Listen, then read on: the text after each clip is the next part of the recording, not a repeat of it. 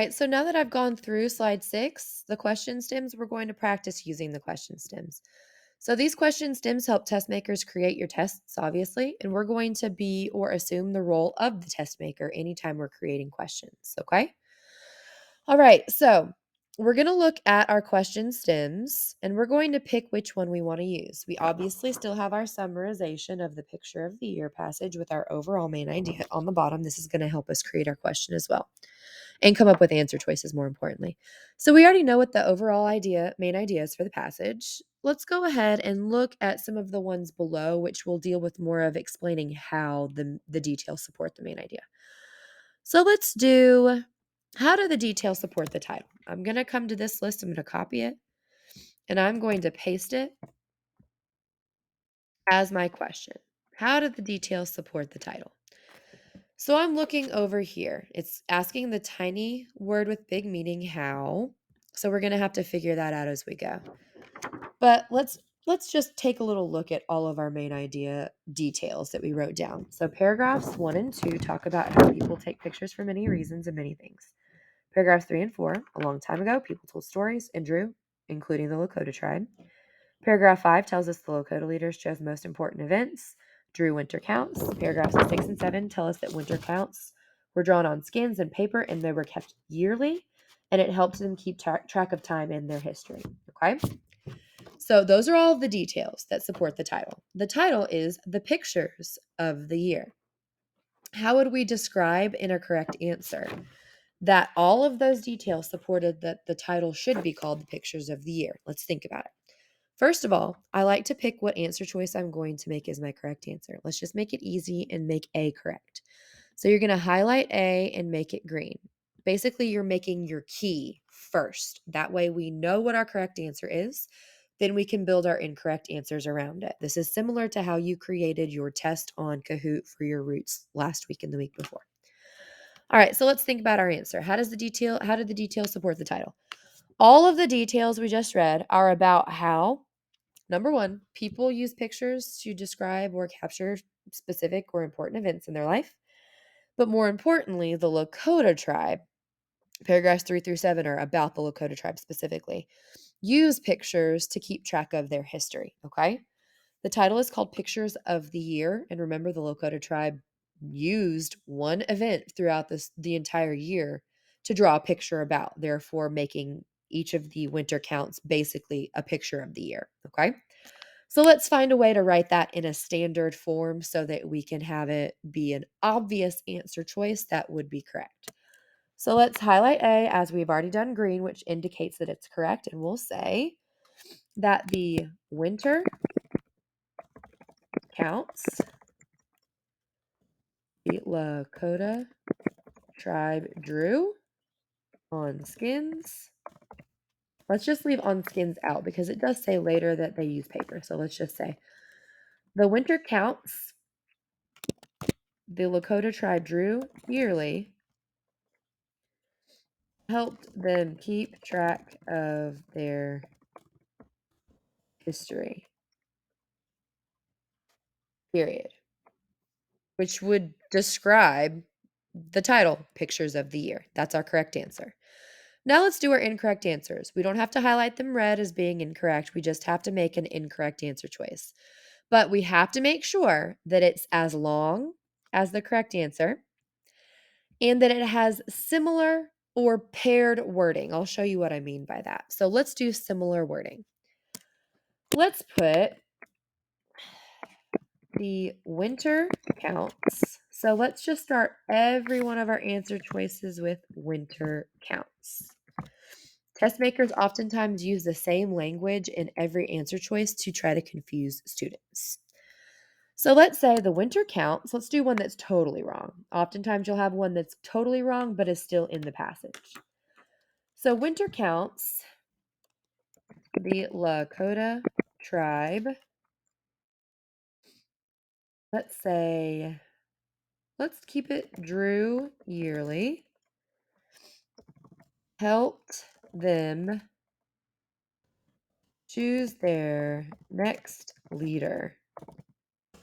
That sounds pretty good. It's in the same format as the other correct answer choice. But it's wrong. Did we hear anything in our passage about choosing a leader? No. But students that don't read the passage and don't do their notes effectively might choose it just because they know that the Lakota tribe was in the passage. Okay? So this one is wrong. And that one's not even close to being right. That's an obvious wrong answer, but that is for the student that doesn't read the passage. Now let's do one that's close to being right but has a few details that make it totally wrong. I'm looking at my details that I wrote down in paragraphs 1 and 2, and it talks about how they take pictures, right? Now, could the Lakota tribe do this a long time ago? No, but let's add that in there because it's the first paragraph's detail. Anytime students read these passages and the test makers create the test answers, they also keep in mind students that only read the first half of the passage. A lot of us do that. So the winter counts. We're going to keep it the same.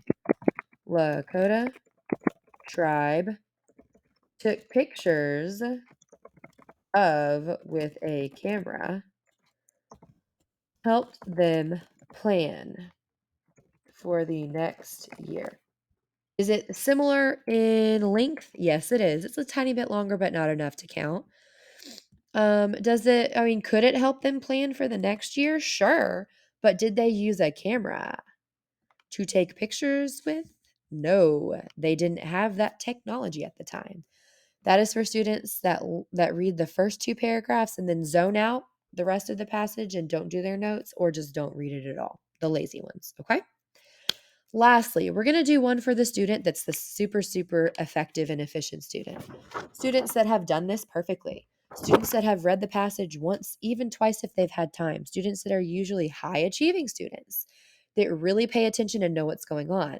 But oftentimes they include their own opinion about the topic in, when in actuality, all we have to do is look at the text to figure it out. Okay. So winter counts, the Lakota tribe used, no, let's not say used. Winter counts, the Lakota tribe created yearly, which is true, definitely true. Could predict future events for them, period.